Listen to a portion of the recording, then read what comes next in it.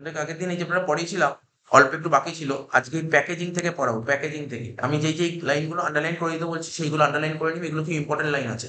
তো আজকে পড়ো প্যাকেজিং, মানে নাম তো শুনেছিস, প্যাকিং আর প্যাকেজিং দুটো আলাদা জিনিস। একটা প্যাকিং হয়, একটা প্যাকেজিং হয়, ঠিক আছে, একটা প্যাকিং হয়, একটা প্যাকেজিং হয়। দেখ পড়ছি প্যাকেজিং কাকে বলে। এই যেমন দেখ, এই দেখ এখানে কি বলছো, প্যাকেজিং জিনিসটা কি, দেখ উদাহরণগুলো দেখ, উদাহরণ তোকে পরীক্ষায় বলতে পারে, বেশ কয়েকটা নাম বলতে পারে, বলে বলো এর মধ্যে প্যাকেজিং এর উদাহরণ কোনটা, বুঝতে পারলি তো। তো প্যাকেজিং এর উদাহরণ জানতে পারে। প্যাকেজিং কে বাংলায় বলে দেখ মোড়ক, মোড়ক বা মোড়কজাতকরণ, মোড়ক বা মোড়কজাতকরণ, বাংলাটা পড়ে রাখতে হবে, প্যাকেজিং কে মোড়ক বা মোড়কজাতকরণ। কি বলেছে, উৎপাদিত পণ্য তার প্রকৃতি অনুযায়ী বিভিন্ন পাত্রে বা আধারে ভর্তি করাকে বলা হয় মোড়ক বা মোড়কজাতকরণ। যেমন ধর আমি তোকে বলছি একটা, এখানে দেখ উদাহরণগুলো পর, শিশি, বোতল, ঠিক আছে। তার মানে এই আমরা কোল্ড ড্রিঙ্কস খাই না, কোল্ড ড্রিঙ্কসে যে শিশি হয় বা বোতল হয় ওইগুলো কি প্যাকেজিং এর মধ্যে পড়ে, ওইগুলো প্যাকেজিং এর মধ্যে পড়ে। প্যাকিং আলাদা আলাদা জিনিস, কিন্তু প্যাকেজিং বুঝতে পারছিস তো। যেমন ওই বোতলের মধ্যে যদি প্রোডাক্ট গুলো না রাখে তাহলে তো প্রোডাক্ট তো রাখতে পারবো না। তাহলে এরকম শিশি বলেছে, বোতল বলেছে, কাচের পাত্র, ঠিক আছে তো। তারপর হচ্ছে তোর টিন, ঠিক আছে তো, টিনের বাক্স, কার্ডবোর্ডের বাক্স, এইগুলো কিন্তু তাহলে কি বলছে, মানে এমন কিছু পণ্য আছে তার প্রকৃতি ওর মধ্যেই রাখতে হয়, মানে রাখতে পারবি না তুই। এটাকেই বলা হচ্ছে তোর প্যাকেজিং, মানে জিনিসটা কি, বুঝতে পারলি ব্যাপারটা। প্যাকেজিং, প্যাকেজিং জিনিসটা কি, যেমন দেখ না, তুই কোল্ড ড্রিঙ্কস খেতে যাস দোকানে, কোল্ড ড্রিঙ্কস খেতে যাস বা দেখবি অনেক, দেখবি লস্যি খাই দোকানে গিয়ে, দেখবি না লস্যি খাই, লস্যির বোতল পাওয়া যায়। লস্যির বোতলগুলো ওই ওই বোতলের ছাড়া তো রাখতে পারবে না। এটাই হচ্ছে তোর প্যাকেজিং, ঠিক আছে তো, বুঝতে পারলি। তাই বলছি শিশি, বোতল, কাচের পাত্র, টিন, টিনের বাক্স, ঠিক আছে তো, কার্ডবোর্ডের বাক্স, এইগুলো হচ্ছে তোর প্যাকেজিং এর উদাহরণ। তাই বলছে উৎপাদনের, উৎপাদিত পণ্য, যে পণ্যটা উৎপাদিত হয়ে যাবে, উৎপাদন করা হয়ে যাবে, তার প্রকৃতি অনুযায়ী বিভিন্ন পাত্রে রাখা হয়, বিভিন্ন পাত্রে রাখা হয়, ঠিক আছে। পাত্র মানে কিন্তু এখানে বাটির কথা বলা হচ্ছে না, পাত্র মানে এখানে বাটি নয়। একে বলে প্যাকেজিং, মোড়ক বা মোড়কজাত করো। তাহলে এবার পড়লাম, এবার বলছে কি প্যাকেজিং এর কিছু গুরুত্ব পড়ো। প্যাকেজিং এর গুরুত্ব, তাহলে মানে এখানে কি আন্ডারলাইন করি, প্যাকেজিং এর উদাহরণগুলো সবকটা আন্ডারলাইন করে রাখ, কারণ উদাহরণগুলো পড়ে রাখতে হবে, ঠিক আছে। তাহলে জিনিসটা যদি বুঝে যাস প্যাকেজিং জিনিসটা কি, তুই যা যা লিখতে পারবি জিনিসটা কি, প্যাকেজিং জিনিসটা কি। এবার প্যাকেজিং এর গুরুত্ব কি, বলছে উৎপাদিত পণ্য সুন্দরভাবে নিরাপদে রাখার জন্য মোড়ক ব্যবহার করা হয়, মোড়ক ব্যবহার করা হয়। মোড়ক মানে প্যাকেজিং, প্যাকেজিং কেন করা হয়, উৎপাদিত পণ্যগুলো সুন্দরভাবে নিরাপদে রাখার জন্য, ঠিক আছে, তাকে প্যাকেজিং ব্যবহার। যেমন ধর, অবশ্য অনেক জিনিস আছে যা মোড়ক ছাড়া, যা মোড়ক ছাড়া রাখা যায়, যেমন ধর খাট, চেয়ার, ঠিক আছে, খাট, চেয়ার, টেবিল, লোহার বিম, বর্গা, ঠিক আছে, এই জিনিসগুলো কি কখনো, এইগুলো কি প্যাকেজিং হয়, এইগুলোর প্যাকেজিং হয় না, এইগুলোর প্যাকেজিং হয়, তুই দেখেছিস খাটের প্যাকেজিং হয় না, খাট, চেয়ার, টেবিল এগুলো প্যাকেজিং হয় না, ঠিক আছে। আবার অনেক পণ্য যেগুলি মোড়ক বিক্রয়যোগ্য অবস্থায় রাখা চলে, যেমন বাধাই না করলে বিক্রিই করা যাবে না।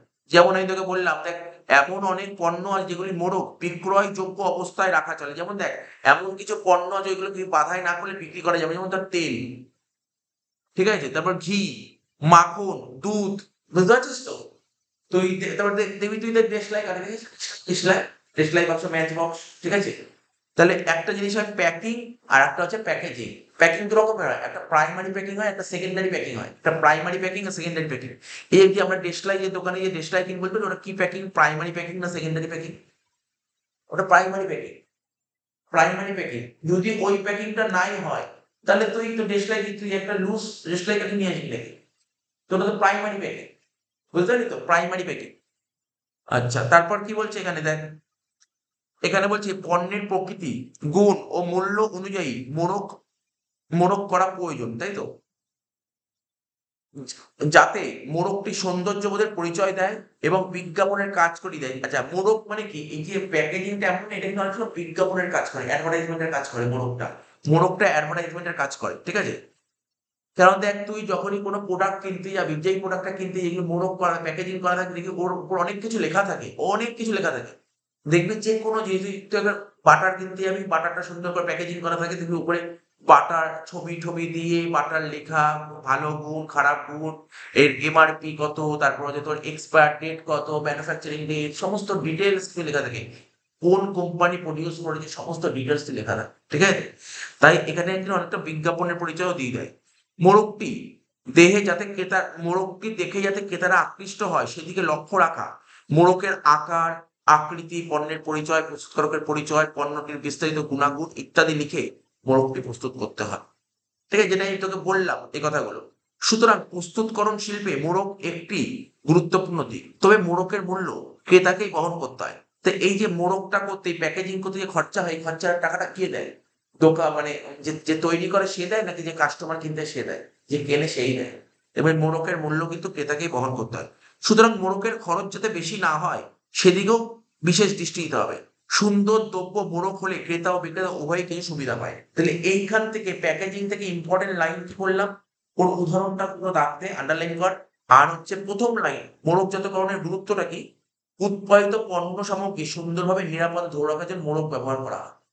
ঠিক আছে, তো তোকে অপশন দিতে পারে, উৎপাদিত পণ্য সামগ্রী নিরাপদে ধরে রাখার জন্য ড্যাশ ব্যবহার করা হয়। ঠিক আছে, তখন বলছে মোড়ক ব্যবহার করা হয়। তো এই চ্যাপ্টারটা এতটাই সুন্দর চ্যাপ্টার, তো কনসেপ্ট এমনি মোটামুটি নলেজ থেকেও তুই লিখতে পারবি। তো যখন অপশন দেবে না, তুই মোড়ক জিনিসটা জানলে লিখে হবে এই জিনিসটা কি। তাহলে এই লাইনটা আন্ডারলাইন হয়ে উৎপাদিত পণ্য সময় নিরাপদে ধরে রাখার জন্য মোড়ক ব্যবহার করা, আন্ডারলাইন করেছিস। আর লাস্টে এই যে পড়াটা গুরুত্ব পড়ার সময় লাস্ট লাইনটা দেয়, ওই তবে মোড়কের মূল্য ক্রেতাকেই বহন করতে হয়। তোকে বলবে মোড়কের মূল্য কে বহন করে? ক্রেতা, বিক্রেতা, উৎপাদক অপশন বলবে, তখন বলবে ক্রেতাকে বহন করতে হয় মোড়কের মূল্য। তার মানে আজকে তুই যে দোকানে ধর কোনো দুধ কিনতে আছে, মাদার ডায়েরি দুধ কিনতে আছে, ওই যে মাদার ডায়েরি দুধের যে ওই প্যাকেটের মধ্যে দুধটা আসছে, তো ওটা কি প্যাকিং? ওটা তো প্রাইমারি প্যাকিং। ওই প্যাকিং ছাড়া হবে? ওই প্যাকিং ছাড়া তো হবে না। তাহলে ওই ওই যে ওই প্লাস্টিকটার খরচাও তোর থেকেই নিয়ে নিচ্ছে। মোড়কজাতকরণে মানে প্যাকেজিং এর কিছু সুবিধা আছে, কি বলছে? স্থায়িত্ব বৃদ্ধি।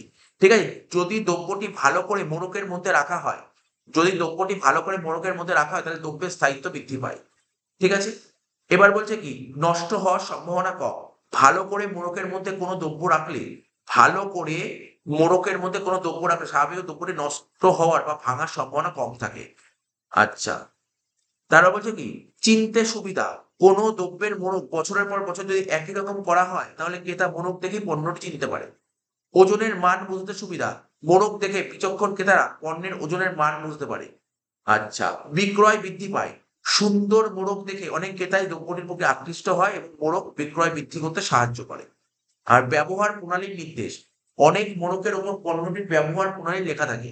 মানে অনেক মোড়কের ওপর কিন্তু লেখা থাকবে যে কিভাবে তোমাকে এটা ব্যবহার করতে হবে, যার ফলে ক্রেতারা মোড়কের সাহায্যে পণ্যটির ব্যবহার প্রণালী জানতে পারে। মানে মোড়কের মধ্যে লেখা থাকে যে এটা এর ইউজ, বুঝতে পারলি? দেখবি আমরা যখন অনেক কোনো প্রোডাক্ট কিনি না, তো দেখবি অনেক অনেক জিনিস কিনি আমরা, আমরা যখন দোকান থেকে অনেক জিনিস কিনি, দেখবি ওই মোড়ক মানে প্যাকেজিং এর গায়ে লেখা থাকে তুমি এটাকে, এই প্রোডাক্টটাকে কিভাবে ইউজ করবে, দেখবি লেখা থাকে। কিন্তু যে কোনো জিনিসের, তুই একটা কোনো ক্রিম কিনলি, দেখবি লেখা থাকে এই প্রোডাক্টটা, দেখবি অনেক সময় লেখা থাকে এটা কিভাবে ইউজ করতে হবে। ঠিক আছে তো, বা কোনো মেডিসিন লেখা থাকে কিভাবে ইউজ করতে হবে।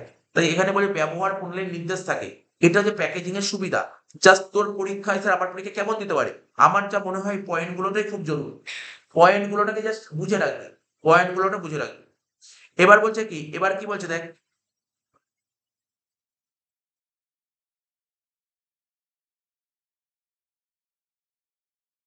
দেখ প্যাকেজিং এর কিছু বৈশিষ্ট্য। প্যাকেজিং এর বৈশিষ্ট্য কি? আচ্ছা, প্যাকেজিং এর বৈশিষ্ট্য বলছে উৎপাদিত পণ্য সুন্দরভাবে নিরাপদে রাখার জন্য মোড়ক ব্যবহার করা হয়। এটা আগেই বললাম, উৎপাদিত পণ্য সুন্দরভাবে নিরাপদে রাখার জন্য মোড়ক ব্যবহার। তাহলে মোড়কটা কি বুঝলি কেন ব্যবহার করে? নিরাপদে রাখার জন্য। ঠিক আছে, নিরাপদে রাখার জন্য। ও তোকে বলতে পারে কোনো পণ্য নিরাপদে রাখার জন্য কি ব্যবহার করা হয়, ও বলবে প্যাকেজিং, লেবেলিং, ব্র্যান্ডিং, এই সমস্ত অপশন বলবে। ঠিক আছে, তো লিখতে হবে কিন্তু প্যাকেজিং। প্যাকেজিং এর কিছু বৈশিষ্ট্য, উপযুক্ততা। উপযুক্ততা কি বলছে? পণ্যের প্রকৃতি, গুণ ও মূল্য অনুযায়ী মোড়ক করা প্রয়োজন। তাহলে কি বললাম, কেন প্যাকেজিং করা প্রয়োজন? ঠিক আছে, কেন বলছে? পণ্যের প্রকৃতি, কিছু কিছু পণ্যের প্রকৃতি এরকম, ও প্যাকিং না করলে চলবেই না, প্যাকিং করতেই হবে। পণ্যের প্রকৃতি, গুণ ও মূল্য অনুযায়ী মোড়ক করা প্রয়োজন। দৃষ্টিনন্দন। অনেক ক্ষেত্রে মোড়ক, আমি কি বলেছি, মোড়ক কিসের কাজ করে? অ্যাডভার্টাইজমেন্টের কাজ করে। যে কোনো প্রোডাক্ট কিনতে আমি দেখি মোড়কটা অ্যাডভার্টাইজমেন্টের কাজ করছে। ঠিক আছে, মোড়ক কিন্তু অ্যাডভার্টাইজমেন্টের কাজ করছে। ঠিক আছে, তাই মোড়কগুলি দৃষ্টিনন্দন হওয়া প্রয়োজন। নিরাপত্তা। মোড়কটি এইরূপ হওয়া উচিত যাতে দ্রব্যটি নষ্ট হওয়ার বা ভাঙার সম্ভাবনা কম থাকে। মানে তোর প্যাকিংটা এরকম করা উচিত যেন দ্রব্যটা নষ্ট না হয় আর যাতে না ভাঙে। ঠিক আছে তো, ভাঙবে কোন জিনিসে? কাঁচের জিনিস হলে ভেঙে যায় একেবারে, কিন্তু এবার নিরাপত্তা বললাম। তারপরে ৪, ব্যবহার প্রণালীর নির্দেশ। এ তো আগেই বলে, একই গুরুত্বর পয়েন্টই বৈশিষ্ট্য চলে এসছে। মানে গুরুত্ব মানে কি, সুবিধার পয়েন্টগুলোই দেখ বৈশিষ্ট্য চলে এসছে। আচ্ছা, অনেক ক্ষেত্রে মোড়কের ওপর পণ্যটির ব্যবহার পণ্যের লেখা থাকে, যার ফলে ক্রেতারা মোড়কের সাহায্যে পণ্যটির ব্যবহার পণ্য জানতে পারে। আগেই বললাম কিভাবে ব্যবহার করতে হয়, মোড়কে লেখা থাকে। আর মোড়ক যতক্ষণের মূল্য খরিদ্দারকে বহন করতে হয়, তাই মোড়ক খুব ভারী বা বিশাল আয়তনের হওয়া উচিত নয়। ঠিক আছে, যার দাম বেশি হতে পারতো, তাই মোড়ক যতক্ষণের সময় তার মূল্যের দিকে লক্ষ্য রাখা প্রয়োজন। তাহলে জিনিসগুলো মোটামুটি এই টপিকটা থেকে, প্যাকেজিং থেকে কিছু একটা নলেজ এসছে, তো কিছু একটা নলেজ এসছে জিনিসটা কি প্যাকেজিং। জাস্ট তোকে এইটুকুই জানতে হবে, এর চেয়ে বেশি কিছু না। তারপর তুই এমসিকিউ করতে গিয়ে তুই বুঝতে পারবি ব্যাপারগুলো, ঠিক আছে তো। এবার প্যাকিং, প্যাকিং জিনিসটা কি? তাহলে প্যাকেজিং, প্যাকেজিং একটা জিনিস, প্যাকেজিং একটা জিনিস আর প্যাকিং কিন্তু আর একটা জিনিস। প্যাকিং কি বলছে, বলছে উৎপাদিত পণ্য এক স্থান থেকে অন্য স্থানে পাঠানোর সময় বা মজুত রাখার সময় পণ্য যদি অক্ষুণ্ণ থাকে, সেই জন্য বাধাই, জড়ানো বা বাক্সে ভর্তি করার পদ্ধতিকে বলে প্যাকিং। তাহলে প্যাকিং জিনিসটা কি? প্যাকিং হচ্ছে এক জায়গা থেকে অন্য জায়গায় গুডসটা পাঠাবে, তখন কিন্তু প্যাকিং করতে হয়। এক জায়গা থেকে যখন অন্য জায়গায় তুই গুডস পাঠাবি বা পণ্যটা যখন গোডাউনে মজুত করে রাখবি, তার জন্য, কেননা অনেকদিন মজুত করে রাখলে বাধাই করতে হয়, বাক্সে ভর্তি করার পদ্ধতিকে বলা হয় প্যাকিং। তাহলে এই লাইনটা খুব ইম্পর্টেন্ট লাইন, আমি গ্রিন কালিতে হাইলাইট করে গেলে, এটা খুব ইম্পর্টেন্ট লাইন, কারণ এটা পরীক্ষায় দিতে পারে। এই লাইনটা হাইলাইট করে রাখ, প্যাকিং কাকে বলে, প্যাকিং কাকে বলে, এটা পুরো ইম্পর্টেন্ট লাইন এই লাইনটা, ঠিক আছে। আচ্ছা, এবার দেখ কি বলেছে, এবার বলছে প্যাকিং এর কিছু গুরুত্ব, প্যাকিং এর গুরুত্ব প্রকৃতি। বলছে পণ্য মোড়াইয়ের বিশেষ গুরুত্ব হচ্ছে পণ্য মুক্তি অবিকৃত অবস্থায় গন্তব্যস্থলে ক্রেতার কাছে পৌঁছে দেওয়া। মানে এই প্যাকিং এর গুরুত্বটা কি, ইম্পর্টেন্ট একটা গুরুত্ব কি, প্যাকিং এর গুরুত্ব কি হচ্ছে জানিস তো, এই যে পণ্য দ্রব্যটা আছে মানে গুডসটা আছে, অবিকৃত অবস্থায়, মানে বলতে যে অবিকৃত মানে বিক্রি হয়ে গেল বিকৃত অবস্থায়, অবিকৃত অবস্থায়, ঠিক আছে, অবিকৃত অবস্থায়, ঠিক আছে তো, গন্তব্যস্থলে ডেস্টিনেশনে ক্রেতার কাছে পৌঁছে দেওয়া, মানে যে কিনবে তার কাছে পৌঁছে দেওয়া, এটা যে বিশেষ গুরুত্ব। এছাড়া মোড়াই, মোড়াই মানেই হচ্ছে প্যাকিং, প্যাকিং ঠিক মতো না হলে পরিবহন সংস্থা, পরিবহন, দেখ তুই যখন যে কোনো জিনিস তুই যখন কাউকে পাঠাবি না, তুই যে ট্রান্সপোর্ট সিস্টেম হয়তো ধর একটা জায়গা তুই কলকাতায় বোম্বেতে পাঠাবি, যখন তুই ট্রান্সপোর্টে পাঠাবি, যদি ভালো করে বাছাই না হয় ওরা কিন্তু সেই পণ্য গ্রহণ করে। কি বললাম বুঝতে পারলি, প্যাকিং না হলে কিন্তু যদি পড়েই যায় তো ওরা তো কি করে হিসাব দেবে, বললাম বুঝতে পারলি, তো পরিবহন সংস্থা গ্রহণ করে। এছাড়া মোড়াই ঠিক মতো না হলে পরিবহন সংস্থা তোর পরিবহনের জন্য পণ্য গ্রহণ করে না। মোড়াইয়ের কাজ কিভাবে সম্পন্ন করতে হবে তা পণ্যের সংখ্যা, পরিমাণ ও প্রকৃতির উপর নির্ভর করে। চট, থলে, তারপর হচ্ছে বড় কাঠ বা টিনের বাক্স, পলিথিন ইত্যাদি মোড়াইয়ের কাজে ব্যবহৃত হয়। তাহলে মোড়াইয়ের কাজে কি কি ব্যবহৃত হয়, ঠিক আছে তো? আমি এটা একটু আন্ডারলাইন করে রাখছি, এটা করা নেই, করে রাখছি। চট, থলে, বড় কাঠ, টিনের বাক্স, পলিথিন, এইগুলো মোড়াইয়ের কাজে ব্যবহার। তাহলে মোড়াইয়ের কাজে কি কি ব্যবহার করা হয়, এটাকে আন্ডারলাইন করে রাখ। মোড়ক ভালো হলে, ঠিক আছে, পণ্যের ক্রেতা ও বিক্রেতা উভয় কিছু সুবিধা পায়, যেমন, তাহলে কি কি সুবিধা পায়, মোড়ক যদি ভালো হয়, প্যাকিং যদি ভালো হয়, তাহলে আমিও সুবিধা পাবো, যে বিক্রি করে সেও সুবিধা পাবে, যে কিনবে সে সুবিধা পাবে, যে বিক্রি করে সেও সুবিধা পাবে। স্যার কেমন সুবিধা, পরিবহনের সুবিধা, উপযুক্ত মোড়কের ফলে পণ্য সামগ্রী বেশি সংখ্যায় পরিবহন করা যায়, ঠিক আছে। পরিবহনাধীন অবস্থায় চুরি, ক্ষয়ক্ষতি, বিকৃতি প্রভৃতি থেকে পণ্যকে রক্ষা করা যায়। তাহলে পণ্য মজুত রাখা, ভালো মোড়কের সাহায্যে পণ্য অনেকদিন মজুত করে রাখা সম্ভব হয়। তুই যদি মজুত মানে তুই যদি মোড়কটা ভালো করিস, প্যাকেট ভালো করিস, তাহলে অনেকদিন মজুত করে রাখা সম্ভব হবে। পণ্য নষ্ট হওয়ার সম্ভাবনা কম, পণ্য মোড়াই ভালো হলে নষ্ট হওয়ার সম্ভাবনা কম থাকে। পণ্যের মর্যাদা বৃদ্ধি, সুন্দর মোড়াই ক্রেতা সাধারণের কাছে পণ্যের মর্যাদা বৃদ্ধি আর মুনাফা বৃদ্ধি পায়। বলছে প্রফিট বেড়ে যাবে, সুন্দর মোড়াই, দেখ তোর প্যাকিং যদি ভালো হয়, তাহলে ক্রেতারা কি হবে, তারা দেখে আকৃষ্ট হবে, অ্যাট্রাক্ট হবে। অ্যাট্রাক্ট হলে কি হবে, ক্রেতারা বলবে আমি এই প্রোডাক্টটা কিনতে চাই, আর প্রোডাক্ট কিনতে, তাহলে প্রোডাক্টটা সেল হবে, আর যত সেল হবে তাহলে সেই যে বিজনেস সেটা প্রফিটটাই পায়। তো এখানে বলেছে মুনাফা বৃদ্ধি পায়, সুন্দর মোড়াই বিক্রয় বৃদ্ধি করে, ফলে বিক্রেতারা মুনাফা বৃদ্ধি পায়। দ্রব্য মোড়ক ও পণ্য মোড়াই উভয়ই সজ্জন শিল্পের পক্ষে বিশেষ প্রয়োজনীয়, উৎপাদনকারীর কাছে সমান গুরুত্বপূর্ণ, ঠিক আছে তো। তো এবার দেখ এখানে কি পার্থক্য আছে, অবশ্যই পার্থক্যটা পড়বি, কারণ পার্থক্য থেকে কিন্তু অনেক রকমের কোশ্চেন চলে আসতে পারে, যেমন ধর সত্য মিথ্যার কোশ্চেন থাকতে পারে পার্থক্য থেকে, অ্যাসারশন রিজনিং এর কোশ্চেন থাকতে পারে, ঠিক আছে তো। তারপর বিবৃতি, সত্য মিথ্যা, এই কোশ্চেন গুলোর মধ্যে থাকতে পারে, পার্থক্যের মধ্যে থাকতে পারে। তো দেখ পার্থক্য কি বলেছে, যেসব তাহলে প্রথমে কি হবে তুই পড়বি, কে বলে, প্যাকিং কাকে বলে আর প্যাকেজিং কাকে বলে। অলরেডি পড়েছি প্যাকিং কাকে বলে, প্যাকেজিং কাকে বলে। ঠিক আছে? যেসব পাত্র বা আধার পণ্যকে নষ্ট হয়ে যাওয়া বা ভেঙে যাওয়া থেকে রক্ষা করে। তো মানে এমন কিছু পাত্র আছে যেগুলো পণ্য নষ্ট হয়ে যাওয়া বা ভেঙে যাওয়া থেকে রক্ষা করে, তাকে বলা হয় প্যাকেজিং। যেমন শিশি, বোতল, ঠিক আছে? টিনের বাক্স, কার্ডবোর্ডের বাক্স ইত্যাদি।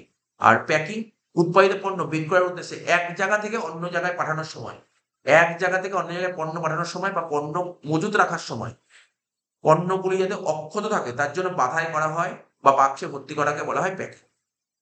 উদ্দেশ্য, প্যাকেজিং পণ্যের আধার হিসেবে কাজ করে, অর্থাৎ এবং পণ্যকে রক্ষা করে। প্যাকেজিং কি করে? পণ্যকে রক্ষা করে। ঠিক আছে? আচ্ছা। আর প্যাকিং এর উদ্দেশ্য কি? পণ্য দ্রব্যকে অবিকৃত অবস্থায় গন্তব্যস্থলে ক্রেতার কাছে পৌঁছে দেওয়া। প্রকৃতি, পণ্যের প্রকৃতি, গুণ ও মূল্য অনুযায়ী মনোজাতকরণ প্রয়োজন। তাহলে তোর পণ্যটা কিরকম ধরনের পণ্য সেই অনুযায়ী কিন্তু তোর প্যাকেজিং করতে হয়। পণ্যের প্রকৃতি অনুযায়ী, তাহলে কি বললাম? পণ্যের প্রকৃতি অনুযায়ী তো প্যাকেজিং করতে হয়। যাতে মোড়কজাতকরণ মানে প্যাকেজিং পণ্যটি সৌন্দর্যবোধের পরিচয় দেয় এবং বিজ্ঞাপনের কাজ করে। এবার বলছি প্যাকিং, প্যাকিং এর কাজ কিভাবে সম্পন্ন করতে হবে তা পণ্যের সংখ্যা, পরিমাণ ও প্রকৃতির উপর নির্ভর করে। চট, থলে, পলিথিন পলিথিন প্রভৃতি মোড়ক বন্ধনের কাজে ব্যবহৃত হয়। মোড়ক বন্দর সুন্দর হলে ক্রেতা ও বিক্রেতা উভয়ই কিছু সুবিধা পায়। ব্যয়, মোড়কজাতকরণের মূল্য মানে প্যাকেজিং এর মূল্য কাকে বহন করতে হয়? মোড়কজাতকরণের মূল্য। দেখ জিনিসটা বুঝিস কিন্তু, এই যে প্যাকেজিং করতে যে খরচা হয় সেই খরচাটা আমাকেই বহন করতে হবে। আমি দোকানে কিনতেও প্যাকেজিং এর খরচা আমাকেই দিতে হবে, কিন্তু প্যাকিং এর খরচা আমাকেই দিতে হবে। প্যাকিং এর খরচা এক জায়গা থেকে আরেক জায়গায় পণ্য পাঠায়। যে বিক্রেতা এক জায়গা থেকে আরেক জায়গায় পণ্য পাঠায় পরিবহনের মাধ্যমে, সেই খরচা কিন্তু আমাকে দিতে হবে। এটা কি লিখেছে? প্যাকিং এর মূল্য বিক্রেতাকে বহন করতে হয়। প্যাকিং মানে বলতে হচ্ছে তার কোনো লাটে লাটে মাল দেখবি লরি করে যখন এক জায়গা থেকে আরেক জায়গায় যাচ্ছে, তখন সেই খরচাটা কাকে বিয়ার করতে হয়? বিক্রেতাকে বিয়ার করতে হয়। এবার তুই তোর গোডাউনে যে মালগুলো মজুত করে রাখবি নষ্ট না হয়, তাহলে এই খরচা কি বিক্রেতা দেবে? না, এই খরচা তোকেই বহন করতে হবে। হ্যাঁ, সেটা হয়তো তুই অন্যভাবে বিক্রেতা থেকে তুলতে পারিস, মানে যাকে বিক্রি করবি ক্রেতার থেকে তুই অন্যভাবে তুলতে পারিস, মানে ইনিশিয়ালি খরচাটা বিক্রেতাকেই বহন করতে হবে।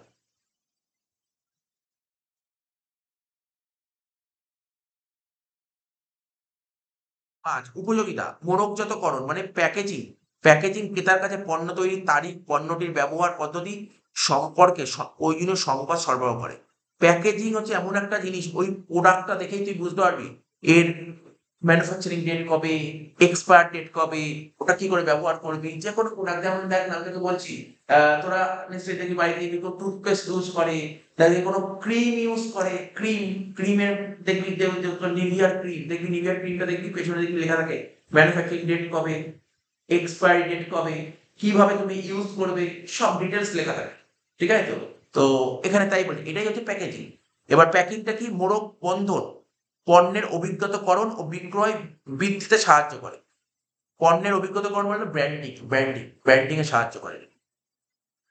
উপাদান, মোড়কজাতকরণ হলো পণ্য পরিকল্পনার একটা অন্যতম উপাদান, আর মোড়ক বন্ধন হলো বিপণনের একটা উপাদান ও কৌশল। তাহলে এই পার্থক্যগুলো একবার পড়ে নিবি। এটা হয়ে গেল লাস্ট পয়েন্ট, মনে হয় এটাই হলো প্রাইসিং হলেই শেষ হয়ে যায় নাকি? আর কিছু আছে একটু প্রাইসিং ছাড়া? প্রাইসিং এর পরে কি আছে দেখি।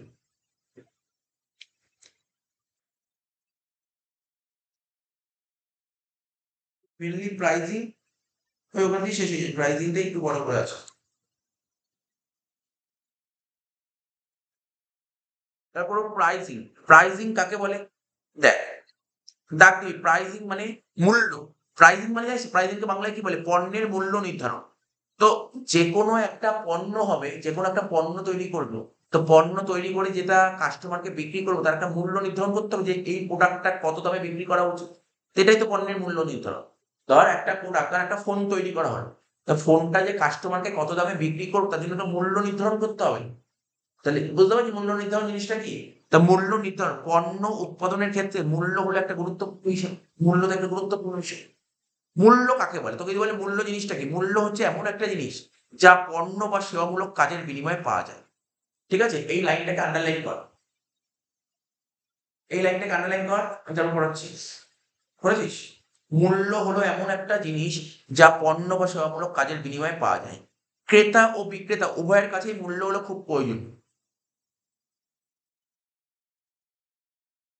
কি বললাম, ক্রেতা ও বিক্রেতা উভয়ের কাছেই মূল্য হলো খুব প্রয়োজনীয়। ঠিক আছে? মানে ক্রেতার কাছেও মূল্য প্রয়োজনীয় জিনিস, বিক্রেতার কাছেও মূল্য প্রয়োজনীয় জিনিস। পণ্য উৎপাদন পণ্য উৎপাদনকারী মূল্য পায়, আবার যে উৎপাদিত পণ্য বাজারে বিক্রি করে সেও একটা মূল্য পায়। তাহলে কি বললাম, যে পণ্যটা তৈরি করে সে যেমন মূল্য পায়, আবার এই উৎপাদিত পণ্য যে বাজারে বিক্রি করে সেও একটা মূল্য পায়। যেমন আজকে আমাদের এখানে মুদিখানা দোকান, এই যখন বিক্রি করছে পণ্যটা, আমি ওর দোকানে গিয়ে একটা বললাম আমাকে দাও একটা মশার দুধ দাও, ঠিক আছে, একটা গুড নাইটের তেল দাও, তাহলে ও বিক্রি করে আমার থেকে টাকা নেবে, মানে দোকানদার টাকা কামানো। এবার এই দোকানদার তো কারোর থেকে কিনেছে, মানে মেনলি স্যার ও তো কিনেছিল দোকানদার কোনো হোলসেলারের কাছ থেকে, হোলসেলার মানে যে পাইকারি, তার থেকে পাইকারি আবার কার থেকে কিনেছে, যে উৎপাদন করে তার থেকে। তাহলে যে উৎপাদন করলো সেও তো টাকা পাচ্ছে।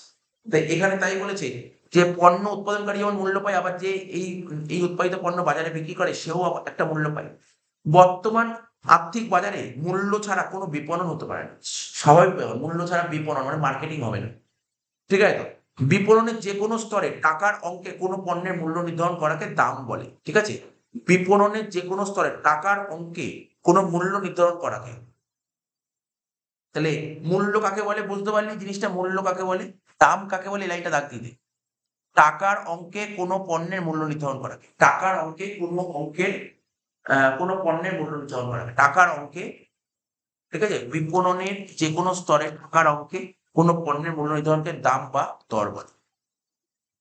আচ্ছা, উইলিয়াম স্ট্যান্টন, ঠিক আছে, উইলিয়াম স্ট্যান্টন কি বলেছেন, মূল্য হলো সেই পরিমাণ টাকা যা কোনো পণ্য এবং আনুষঙ্গিক সেবা অর্জনের জন্য প্রয়োজন হয়। উইলিয়াম স্ট্যান্টন কি বলেছেন, বলছে মূল্য হলো সেই টাকার পরিমাণ, এই লাইনটাও দাগ দিয়ে দেন, সেই টাকার পরিমাণ যা কোনো পণ্য এবং আনুষঙ্গিক সেবা অর্জনের জন্য প্রয়োজন হয়। ব্যাস। এবার মূল্য নির্ধারণের কিছু গুরুত্ব আছে। মূল্য নির্ধারণের গুরুত্বগুলো কি, পণ্যের মূল্য হলো কারবারি ব্যবস্থার বুনিয়াদ বা ভিত।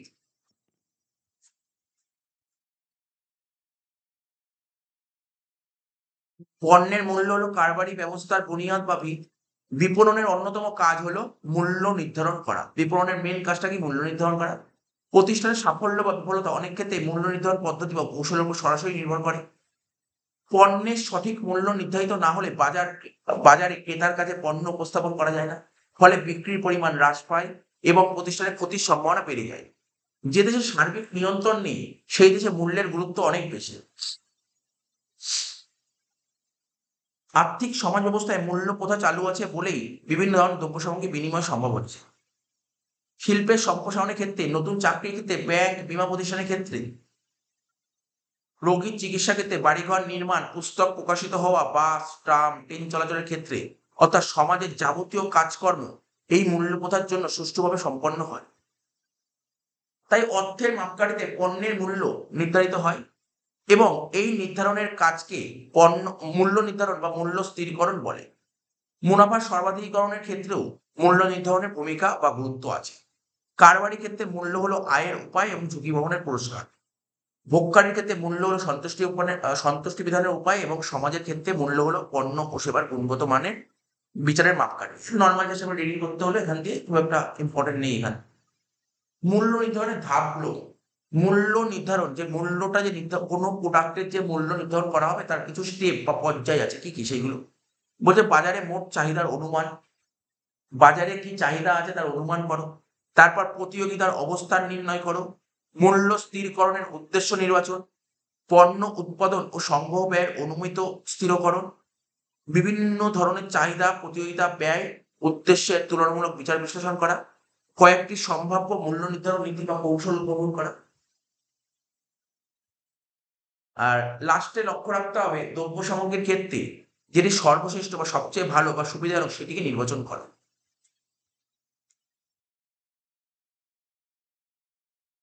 এই যে এখানে ডিটেলস দেয়নি, দেখ ভালো করে এই কি জন্য বললাম, যে পণ্য মূল্য নির্ধারণের যে ধাপগুলো, এই ধাপগুলো হচ্ছে তোকে এই যে পয়েন্টগুলো কটা, একটা দুটো তিনটে চারটে পাঁচটা ছটা সাতটা, এই সাতটা পয়েন্ট তুই ধাপগুলো অবশ্যই রিড করে রাখ। ধাপগুলো রিড করে রাখ। কি হচ্ছে, প্রথম হচ্ছে বাজারের চাহিদাটা কি আছে তার অনুমান করো, প্রতিযোগিতার অবস্থান নির্ণয় করতে হবে, ঠিক আছে, মূল্য নির্ধারণের উদ্দেশ্য নির্বাচন করতে হবে, মানে মূল্য স্থির করতে তার উদ্দেশ্য নির্বাচন, উৎপাদন ও সংগ্রহ ব্যয়ের অনুমিত হিসাব, চাহিদা প্রতিযোগিতা ব্যয় ও উদ্দেশ্যের তুলনামূলক বিচার বিশ্লেষণ, মূল্য নির্ধারণের নীতি বা কৌশল উদ্ভাবন, তারপর উত্তম দৈর্ঘ্য নির্বাচন। এবার এখান থেকে আমি ভিতরের গুলো খুব একটা পড়ানোর দিকে ফোকাস করছি না, আমি জাস্ট উপর পয়েন্ট গুলো বলে দিচ্ছি।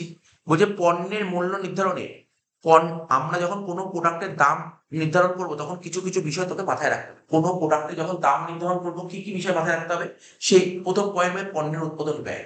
তুই যে একটা প্রোডাক্ট তৈরি করিস সেই প্রোডাক্টের দাম কত রাখবে, তুই যখনই প্রোডাক্টের দাম তার আগে জানতে হবে এই প্রোডাক্টটা তৈরি করতে কত খরচা লেগেছে, তাই তো? পণ্যের উৎপাদন ব্যয়, পণ্যের উৎপাদন ব্যয়, বুঝিস তো? বলছে কোনো পণ্যের বিক্রয় মূল্য স্থির করতে গেলে পণ্যের উৎপাদন ব্যয়ের দিকে লক্ষ্য রাখতে হবে। পণ্যটা উৎপাদন করতে কত খরচা এটা দেখতে হবে, ঠিক আছে তো? আজকে কোনো একটা পণ্য তুই তৈরি করতে 10 টাকা লাগলো, তাহলে আগে জানতে হবে পণ্য তৈরি করতে কত লেগেছে।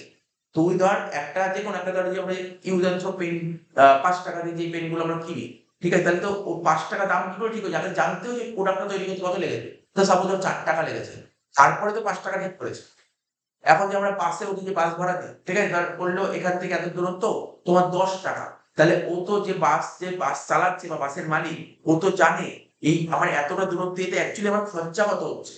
ও 10 টাকা কখন নিচ্ছে, তো সাপোজ ধর 9 টাকা, ও ধর 9 টাকা খরচা হচ্ছে, তাহলে তো 1 টাকা কখন কাটবে। তো দাম নির্ধারণ করার আগে যে কেউ যখনই কোনো বিজনেস করুক না কেন, দাম নির্ধারণ করার আগে কি দেখবে, ওর কেনা দামটা দেখবে। কেনা দামটা দেখেই তো তার বিক্রয় মূল্য ঠিক করবে। তো বলছে কোনো পণ্যের বিক্রয় স্থির করতে গেলে পণ্যের উৎপাদন ব্যয়ের দিকে লক্ষ্য রাখতে হবে, কেননা উৎপাদনকারী যখন নিজে পণ্য উৎপাদন করছে তখন উৎপাদন ব্যয়কে সে প্রথমে গুরুত্ব দেবে। পণ্যের উৎপাদন ব্যয়ের মধ্যে কি কি পড়ে, কাঁচামালের দাম, কাঁচামালের মূল্য, ঠিক আছে তো, শ্রমিকদের মজুরি, উপরিব্যয়, প্রশাসনিক ব্যয়, যন্ত্রপাতির অপচয়, প্রদেয় কর, ঠিক আছে, বিক্রয় সংক্রান্ত ব্যয় সবকিছু। আরে তোরা কস্টশিট করেছিস 11-এ, কস্টশিট 11-এ কস্টশিট, আর সেটাই তো বলেছে, এখানে তো সেটাই বলেছে। তুই ধর আজকে ধর তোর একটা ফোনের ফ্যাক্টরি ফোন তৈরি করিস, তা ফোনটা তো মার্কেটে বিক্রি করবি, একটা ফোন বিক্রি করছে 30,000 টাকা। তাহলে এই যে ফোনটা 30,000 টাকা বিক্রি করবি, তাহলে ফোনটা তোর তৈরি করতে মানলাম তোর 28,000 টাকা লেগেছে। তুই 28,000 টাকা কি কি লেগেছে, ফোনটা তৈরি করতে ফোনের কাঁচামাল লেগেছে, ফোনটা মেশিনে তৈরি হয়েছে, মেশিনের ডেপ্রিসিয়েশন আছে, ঠিক আছে তো, তারপর ফোনটা তৈরি হবে একটা ফ্যাক্টরিতে, ফ্যাক্টরির ভাড়া আছে, ঠিক আছে তো, ফোনটা তৈরি করবে কোনো ওয়ার্কার তৈরি করবে, তাহলে ওয়ার্কারের কোনো মজুরি আছে, সবকিছুই তো তোকে মাথায় রাখতে হবে। সবকিছু মাথায় রেখে তো 28,000 টাকা, 28,000 টাকা পণ্য তৈরি করতে লেগেছে, তারপর তুই 30,000 টাকা 2,000 টাকা লাভ করছিস। তাই এটাই বলতে চেয়েছি এখানে, ঠিক আছে? তার মানে আহ, এবার এইগুলো করার পর তাহলে তুই দেখলি তোর কোনো একটা প্রোডাক্ট তৈরি করতে 28,000 টাকা খরচা হয়েছে, তাহলে তুই প্রোডাক্টটা 28,000 টাকা তৈরি করে নিশ্চয়ই তুই 27,000 টাকায় বিক্রি করবি না। তাহলে 28,000 তৈরি করে মিনিমাম কিছু টাকা লাভ করার চেষ্টা করবি, মানিমাম 2,000 টাকা লাভ করবি। তাহলে প্রোডাক্ট তৈরিতে যত টাকা খরচা হচ্ছে তার সঙ্গে লাভের টাকাটা যোগ করবি, যোগ করে যেটা হবে ধরবি, এটা আমার মনে হবে। তোরা ভাব না, তোরা নিজেই ভাব না, আজকে তোদের ধর কোনো বিজনেস আছে, পাইকারি কোনো বিজনেস থাকে, তো তুই ধর আজকে ধর সাপোজ ধর তোর যদি চালের বিজনেস থাকে, যদি আমি চালটা কিনলাম 50 টাকা দিয়ে, চাল কিনলাম 1 কেজি দাম 50 টাকায় কিনলাম, তুই কি 50 টাকায় কেউ বিক্রি করে? আর ও তো 50 টাকাটা চাল 55 টাকায় বিক্রি করবে, বুঝতে পারলি তো? তাহলে যে 50 টাকায় চাল কিনবে ওর এরপরে আরো অনেক খরচা আছে, ওর আবার কি খরচা যে 50 টাকা কিনে, আরে 50 টাকা ও তো দোকান ঘর, ও দোকান ঘর একটা ভাড়া করেছে, নিজের দোকান না থাকলে দোকান ঘর ভাড়া করেছে, আর নিজের দোকান ঘর থাকলে ওই দোকানের ডেপ্রিসিয়েশন আছে, বিল্ডিং এর ডেপ্রিসিয়েশন, তারপর স্যার দোকানে ইলেকট্রিক জ্বলছে, ইলেকট্রিক বিল আসছে, দোকানে কোনো কর্মচারী কাজ করে তার মাইনে এর সঙ্গেই সব যুক্ত হবে, করে তারপর ও রেটটা ফিক্স করতে হবে। আমার কথাটা বুঝতে পারলি কি ব্যাপারটা? এগুলো মাথায় রাখবি। আর রেস্টুরেন্টে তুই বিরিয়ানি খেতে যাচ্ছিস, বিরিয়ানি তৈরি করে যা খাচ্ছে সে টাকা নিচ্ছে না, কিন্তু তার সঙ্গে আরো অনেক খরচা নিচ্ছে, বুঝতে পারলি তো? ওখানে যে ওয়েটার তোকে গিয়ে খাবার দিতে আসে, তার টাকা নিচ্ছে, তুই এসিতে বসে খাচ্ছিস, এসির হাওয়ার টাকা নিচ্ছে, তুই যে চেয়ার টেবিলে বসে খাচ্ছিস চেয়ার টেবিলে ভাড়াটা আছে, সমস্ত কিছু খরচা আছে। এবার যে ওখানে রান্না করে তারটাও আছে, ঠিক আছে তো? তো সমস্ত কিছু খরচা এর মধ্যে মাথায় রাখতে হবে। এবার প্রতিযোগীদের মূল্য, প্রতিযোগিতা মানে কি হলো, প্রথম পয়েন্ট কিন্তু পণ্যের উৎপাদন ব্যয়, সেকেন্ড পয়েন্ট কি প্রতিযোগিতার মূল্য, তোর যে কম্পিটিটর কারা আছে, তোর তুই যে ব্যবসা করছিস তোর কম্পিটিটর কারা আছে, তাহলে কম্পিটিটর, তোর যে কম্পিটিটর আছে সে কি দাম দিচ্ছে।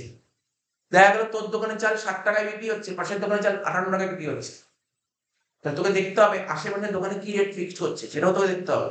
তো প্রতিযোগীদের মূল্য, পণ্যের মূল্য নির্ধারণের ক্ষেত্রে বর্তমান এবং সম্ভাব্য প্রতিযোগিতার বিষয়টি অত্যন্ত গুরুত্বপূর্ণ। উৎপাদন ব্যয়ের ভিত্তির ওপর পণ্যের মূল্য নির্ভর করাই বাঞ্ছনীয়, কিন্তু সব ক্ষেত্রে এই নিয়ম চলে না। আজকে তোর পণ্য তৈরি করতে দেখা গেল তোর 28,000 টাকা লেগেছে, পাশের দোকানদার 28,000 টাকায় বিক্রি করে দিচ্ছে, কিচ্ছু করার নেই, তোকে মার্কেট ইয়ার থেকে তখন তোকে 28,000 টাকার মধ্যে বিক্রি করতে হবে।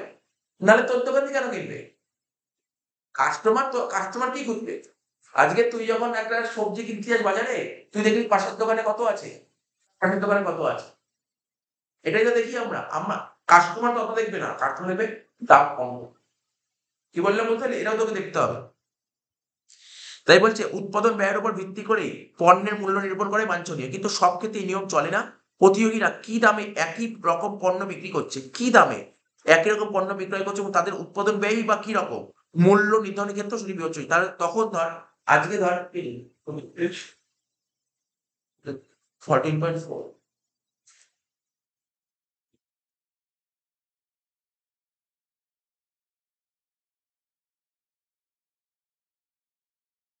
লাস্টটা থাকবে না, লাস্টের কার্বনিক টেস্টটা তো পরীক্ষা করে দিয়েছে। দেখে নিচ্ছে। তুই স্কুলে একবার জিজ্ঞেস করে নিস তো হবে। খুব কনফিউশন এইটা নিয়ে আমার। আচ্ছা, তাহলে বুঝতে পারলি? তাহলে তো এটাই তো লাস্ট সাবজেক্ট না থাকে। তুই একবার তোদের স্কুলে একবার জিজ্ঞেস করিস তো, স্যারদেরকে জিজ্ঞেস করিস তো লাস্টের ক্লাস একবার জিজ্ঞেস করিস। আচ্ছা, যেটা বলছিলাম শুনলি তো? পয়েন্টটা বোঝার দেখ, তোর পরীক্ষায় আমি বারবার বলছি ও কিন্তু ভিতরের পয়েন্ট দেবে না।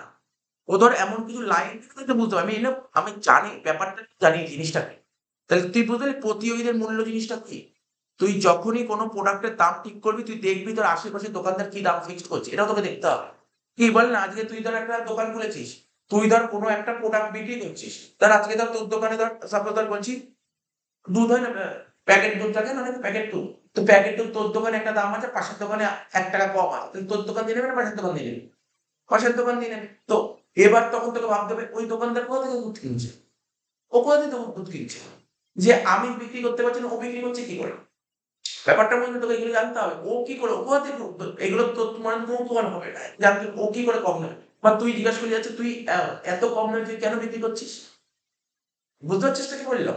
তো এইগুলো দেখতে হবে, এইগুলো কিন্তু দেখা খুব জরুরি।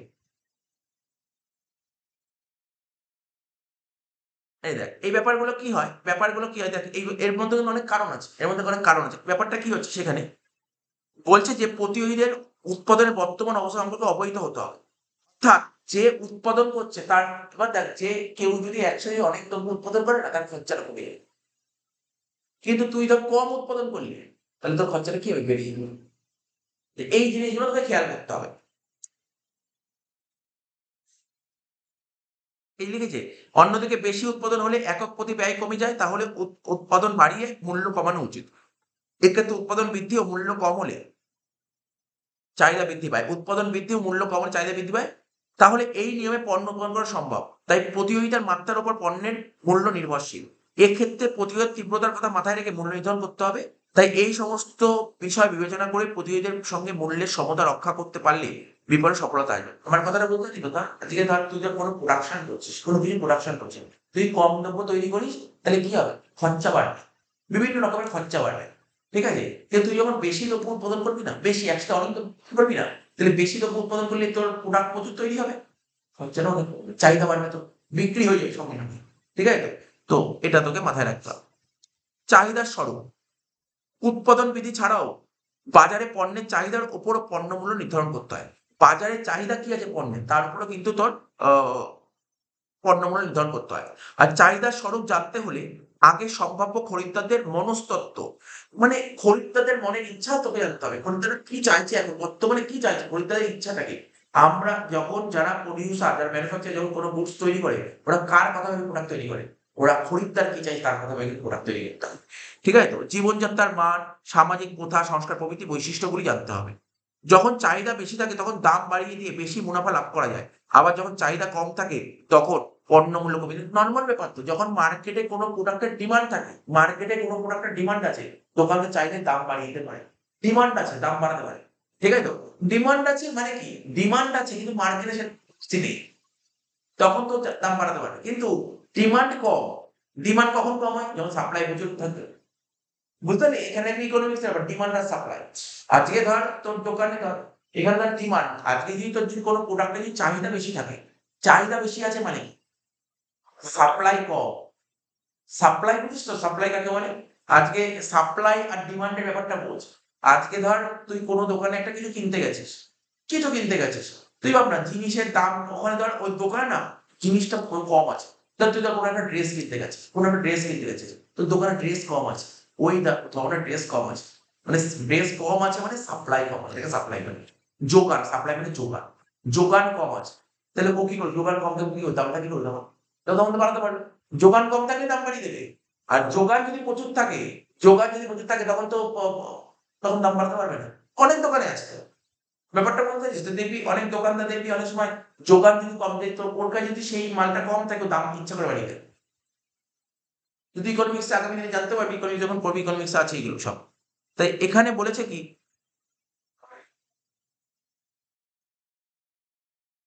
তাই চাহিদার দ্বারা মূল্য নির্ধারিত হলে বাজারের সুযোগকে স্বাভাবিকভাবে কাজে লাগানো যায়। অনেক সময় দেখা যায় ধনী ক্রেতারা কোনো জিনিসের মূল্য কম হলে সেই জিনিসকে খারাপ মনে করে। আবার অনেকের মধ্যে ব্যাপার আছে, এই জিনিসের দামটা কম তার মানে খারাপ জিনিস। অনেকে কিন্তু ম্যাটার করে যে না এই জিনিসটার দাম কম তার মানে জিনিসটা খারাপ, এটা খারাপ মনে করে। বেসিক্যালি যারা বড় লোক, যারা ধনী রিচ পার্সন কি মনে করে যে না এই জিনিসের দামটা কম আছে তার মানে এটা খারাপ, তো ওটা ভালো না। ঠিক আছে? এটা অনেকের কাছে অনেকে মনে করে। তাই লিখেছে দেখ, অ্যা আ অনেক সময় ধনী ক্রেতারা আ আ জিনিসের মূল্য কম হলে সেই জিনিসকে খারাপ বলে মনে করে। অনেকে কি হয় জানিস? জিনিসের দাম যত বেশি হয় মনে করে সেই দোকানই সবচেয়ে ভালো দোকান। অনেকে মনে করে এটা আমরা ওই ইকোনমিক্স আছে, এইসব ইকোনমিক্স এর জিনিস, এই চাহিদার সূত্রের ব্যতিক্রম। তো এইগুলো সব আছে ওখানে। তাই তাদের কাছে কম মূল্যে জিনিসকে বেশি দামে বিক্রি করলে প্রবল মর্যাদাবাদের জন্য তাদের অধিক মূল্যে পণ্য কিনতে দ্বিধাবোধ করে না। তাই কি বলি দেখ, তাই তাদের কাছে কম মূল্যের জিনিসকে মানে কম দামের জিনিসকে বেশি দামে বিক্রি করলে ওরা ভাবে কম দামের জিনিস বেশি দামে বিক্রি করে দেবো, ওটা খুব ভালো দেবো। অনেকে দেখবি আমি বলছি যখন কোনো শপিং মলে বা কোনো কিনতে যায় না, ও আমি তোকে বলছি প্র্যাকটিক্যাল কথা বলছি, একদম প্র্যাকটিক্যাল কথা বলছি। কিনতে গেলে না অনেকে প্রোডাক্ট দেখে না। আমি তোকে রিয়েলি বলছি প্রোডাক্টও দেখে না। ও আগে না ট্যাগটা দেখে। ট্যাগে দেখে কি দাম আছে। ২ টো ৩ ৪ টে প্রোডাক্ট দিল। ট্যাগ দেখে কি দাম আছে, ওর দাম দেখে বিচার করে প্রোডাক্টটা ভালো না খারাপ। অনেকে আছে, অনেকে দাম দেখে বিচার করে প্রোডাক্ট ভালো না খারাপ। রিয়েলি বলছি এরকম অনেকে দেখে থাকো। দাম যত বেশি হয় না, ও ভাবে কি বলতো এই প্রোডাক্টটা খুব ভালো প্রোডাক্ট। অনেকের কাছে কিন্তু এই ম্যাটার করে। এইগুলো সব ইকোনমিক্স এ আছে, ইকোনমিক্স এর বিষয়। দাম যত বেশি ও মনে করে প্রোডাক্ট তত ভালো। এবার বুঝতে পারছি? এবার দোকানদার কি ভাবছে না এ তো অত বোঝে না, চলো দাম বেশি দিয়ে দিও নিয়ে নেবে। অনেক দোকানদার দেখবি, এটা তো তুই শপিং মলে নাই এরকম আছে, কিন্তু অনেক দোকানে আছে দেখবি, শপিং মল তো না, দেখবি ওই সমস্ত দোকানে বার্গেনিং করা যায়। অনেক দোকানে বার্গেনিং করা যায়, অনেক দোকানে বার্গেনিং করা যায়। তো সেখানে ও কি করবে, দাম যা বলবে ধনী মানুষ আসলে ও দাম দিয়ে দেবে।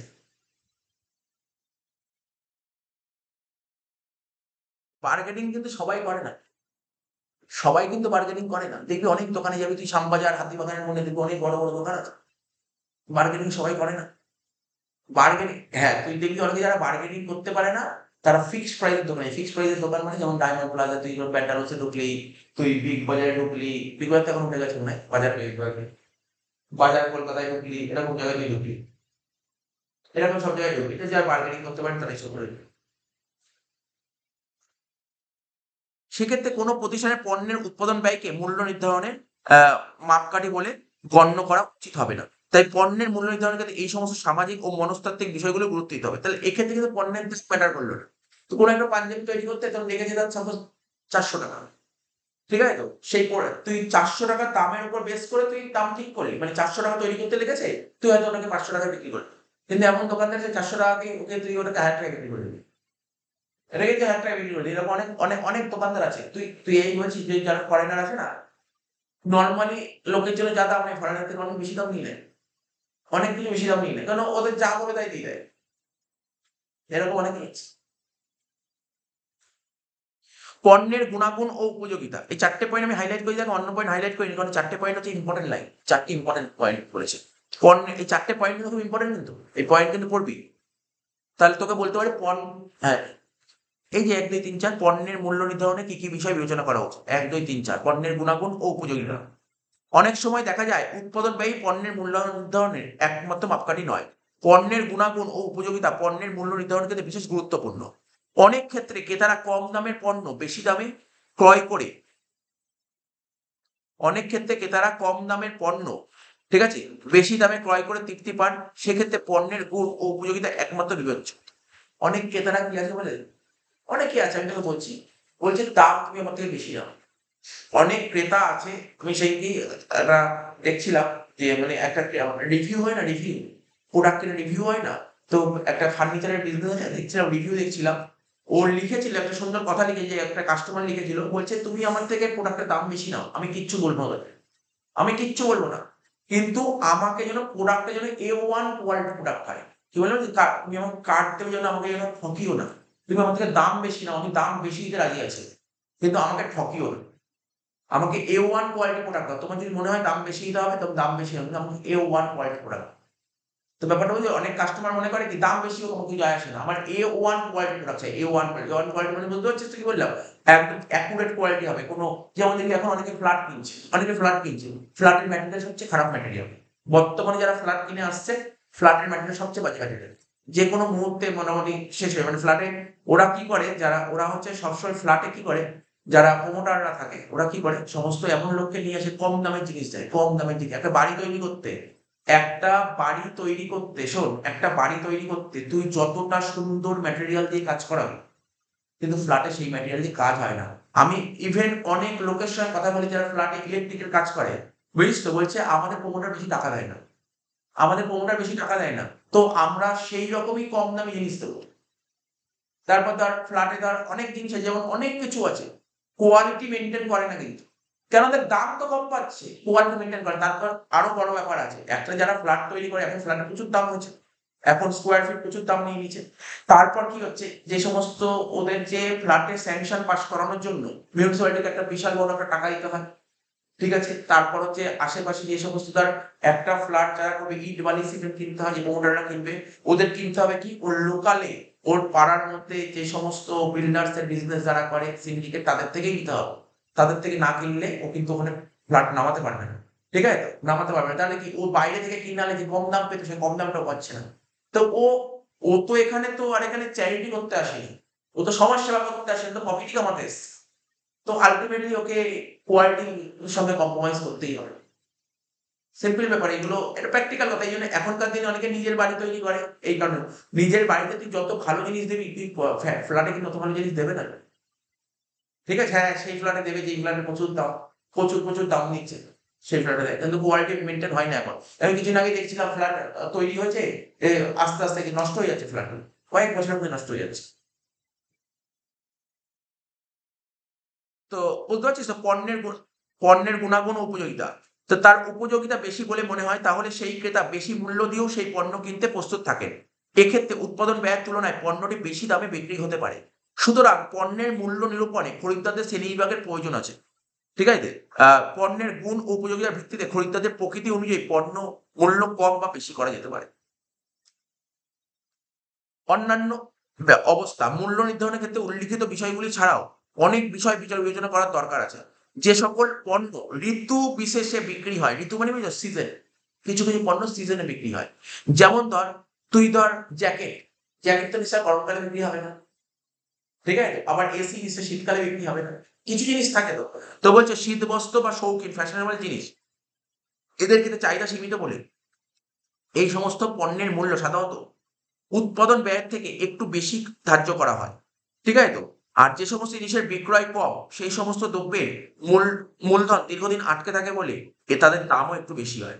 আবার যে সকল দ্রব্য বছরের কোনো একটা ঋতুতে উৎপন্ন হয়, কিন্তু তাদের চাহিদা সারা বছর ধরে থাকে, এই সমস্ত জিনিসকে মজুত রাখতে হয় এবং এর জন্য মূলধন আটকে থাকে। ফলে এই সমস্ত দ্রব্যের মূল্য কিছু বেশি ধরা হয়। কখনো কখনো মজুদ পণ্যের বিক্রয় ত্বরান্বিত করার জন্য উৎপাদন ব্যয়ের থেকে সামান্য বেশি দামে পণ্য বিক্রয় হয়ে থাকে। আবার অনেক সময় সরকারি মূল্যনীতি অনুযায়ী পণ্য মূল্য স্থির করতে হয়। কেননা কোনো কোনো ক্ষেত্রে দেখা যায় প্রতিষ্ঠানগুলি নিজেরা মূল্য নির্ভর করতে পারে না। অন্যদিকে দেশের সরকার একটি সাধারণ মূল্যনীতি ঘোষণা করে, যাতে দ্রব্যের মূল্য বৃদ্ধি নিয়ন্ত্রিত হয়। অনেক সময় না তুই মূল্য সরকার ঠিক করে দেয়, এর বেশি তুমি নিতে পারবে না, ঠিক আছে তো। তো সরকার নিয়ন্ত্রণ করে, কিছু কিছু দ্রব্য আছে সরকারই কন্ট্রোল করবে, ঠিক আছে তো। তাই কখনো কখনো সরকার ঘোষিত মূল্যনীতি অনুযায়ী জীবনদায়ী ওষুধ, শিশু খাদ্য মানুষের অত্যন্ত পর্যন্ত বিক্রি করতে হয়। মানে সরকার ঠিক করে দেয় জীবনদায়ী ওষুধ, এই ওষুধের মেডিসিন গুলোর দাম কেমন হওয়া উচিত, শিশুদের খাদ্য, ঠিক আছে, সব সরকার ঠিক করে দেয়। তাই মূল্য নির্ধারণ করতে হলে বিভিন্ন অবস্থার দিকে লক্ষ্য রাখতে হয়। বাজার দর থেকে কখনো কম, আবার কখনো সমান বা কখনো বেশি, এই তিন রকম দরেই পণ্য বিক্রি হতে পারে। অবস্থা বিশেষে বিভিন্ন বাজারে বিভিন্ন খরিদ্দারের কাছে বিভিন্ন রকম দামে দ্রব্য বিক্রি হয়।